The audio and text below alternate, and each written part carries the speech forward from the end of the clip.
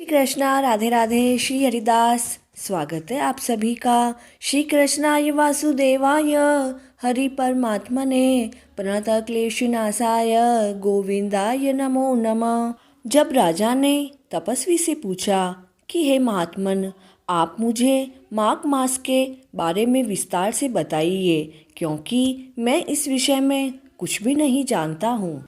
तब तपस्वी ने कहा, हे राजन, भगवान सूर्य बहुत जल्दी ही उदय होने वाले हैं, इसलिए यह समय मेरे लिए स्नान का है, कथा का नहीं। सो आप भी स्नान करके अपने नगर जाओ और अपने गुरु श्री वशिष्ठ जी से इस माघ मास का माहात्म्य सुनो। अब राजा ने विधि पूर्वक सरोवर में स्नान किया और अपने घर को लौट गए और जाकर रनिवास में अपनी रानियों को तपस्वी की सारी कथा सुनाई।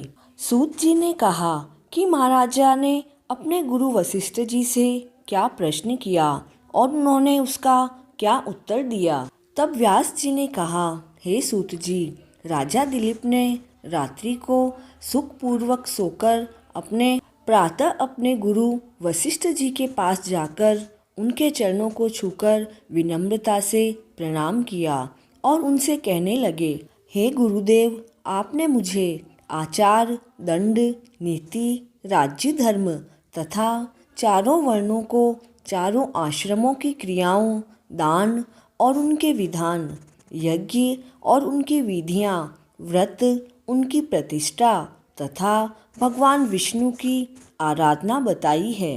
किंतु अब मैं आपसे माघ मास के स्नान का माहात्म्य सुनना चाहता हूँ। सो हे तपोधन, नियम पूर्वक आप मुझे इसकी विधि समझाइए।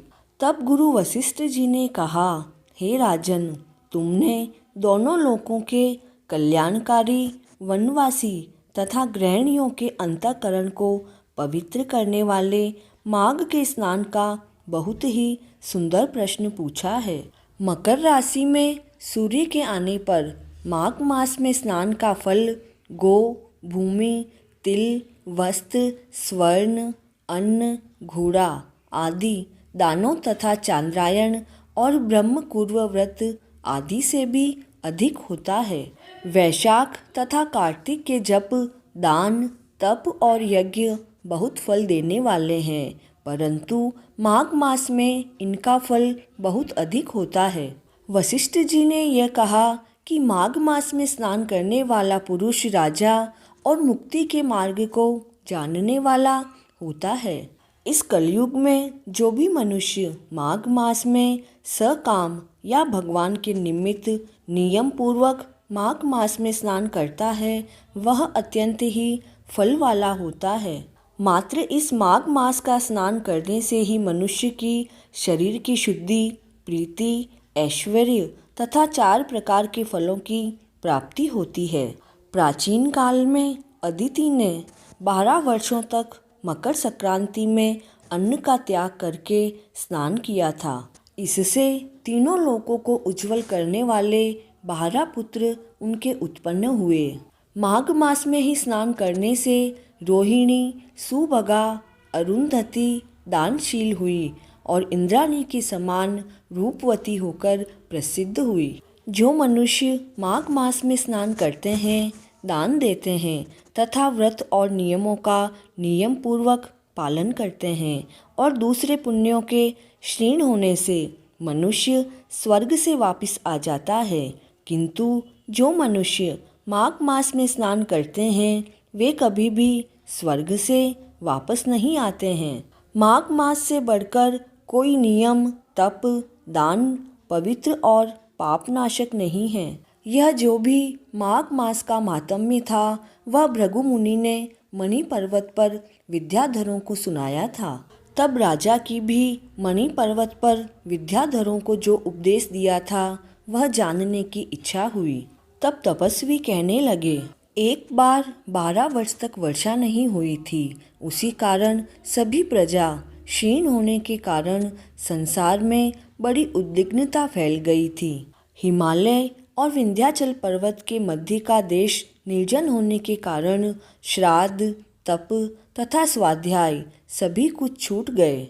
सारा लोक विपत्तियों में फंसकर प्रजाहीन हो गया। सारा भूमंडल फल और अन्न से रहित हो गया। तब भृगु ऋषि अपने शिष्यों के साथ हिमालय पर्वत पर गए।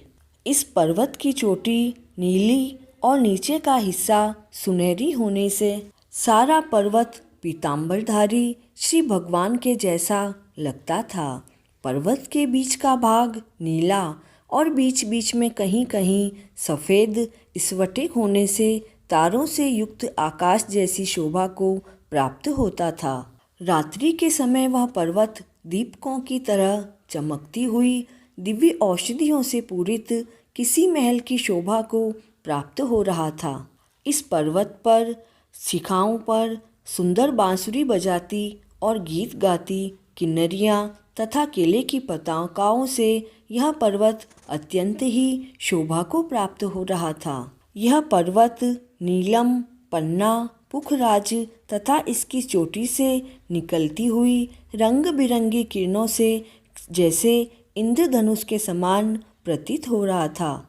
इसकी कंदराओं में काम पीड़ित विद्याधरी अपने पतियों के साथ आकर रमण करती है और गुफाओं में ऐसे ऋषि मुनि जिन्होंने संसार के सभी क्लेशों को जीत लिया है रात दिन ब्रह्मा का ध्यान करते हैं और कई मुनि एक हाथ में रुद्राक्ष की माला लिए हुए भगवान शिव की आराधना में लगे हुए हैं। यह पर्वत सदा राजहंस तथा मोरों से भरा रहता है।